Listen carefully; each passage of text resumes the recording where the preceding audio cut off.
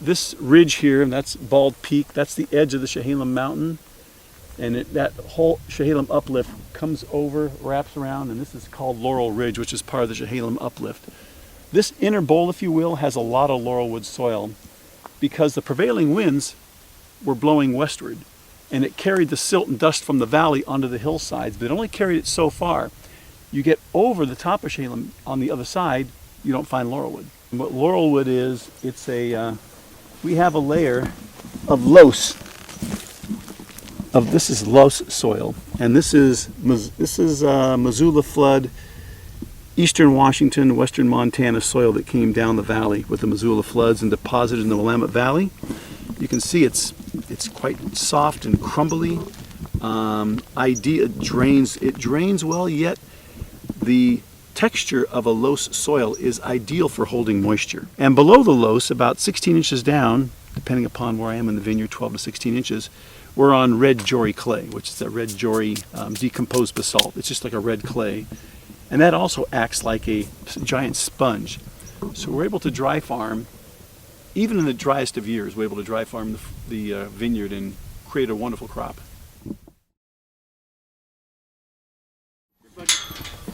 Oh, come here, Spuddy. Oh, good boy. Good boy. Come on, bud. Come on. Oh, that's a good Spuddy. That's a good boy. Yes, Spud. Oh, good boy, Spuddy. Good boy. That's a good boy. Yes, yes. I bottle fed that guy 3 times a day, so we're buddies, aren't we? Yeah. This one here, he's kind of a rascal. This guy likes to get out. He's an escape artist. And then up here is the Pearl Block. And we named this block after Pearl Longway, who used to live in that house. And her and her husband, they farmed this property for 50 years. And so I thought it's kind of fun to honor the person that farmed this ground before I got it. Wonderful people. We're a LIVE certified vineyard, and LIVE is an acronym for Low Input Viticulture and Enology. And the idea behind LIVE is we're looking for a sustainable way to farm. We're really farming the soil and building that soil health year after year is really our goal. The healthier the soil is, the healthier the vines will be and the better wine we're going to make. So it's done in a sustainable way. We aren't allowed to use any harsh chemistry, and we try to work with the natural ecosystem of the farm, if you will. This is habitat for beneficial insects. So mowed, obviously, we don't want to have too much cover competing with the vineyard, if you will, and the vines, but we leave every other row unmowed. And this way there's places for the beneficial insects to build up their populations and keep the bad bugs in check, if you will. It's worked well. We've had very few problems with insects. We really take a minimalist approach into how we farm. It's going for balance, going for working with the natural systems on the farm to try and create a healthy environment that's going to help these vines thrive.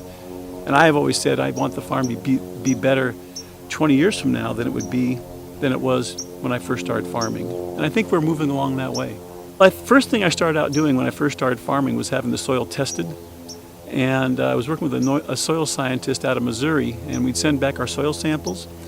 And we found out the soil was really out of balance because it had been farmed for years before I had bought it. And so we worked for the first 6 years just adding mineral supplements to get the soil chemistry in balance, which then builds the food web and the health of the soil. So that was really the big heavy lifting, if you will, of getting the site in place. We also went with cover crops in between rows, and we'd plow those down in the spring, put those nutrients back into the soil to help build the soil nutrition. And so we've just kind of followed that pattern. Now I don't apply minerals every year. It might be every other year, every third year. A little cooler site than the other side of the hill, which is more west facing. So it gives us something different for the wines. A warmer morning, cooler afternoon. On the west sloping side of the hill, we get the cooler morning and warmer afternoon. So it just gives us different ways to farm and different blocks of grapes, if you will. They're going to manifest themselves differently in a particular growing season because of their mesoclimate. So we're on both sides of the ridge, which is really ideal, I think, from my perspective.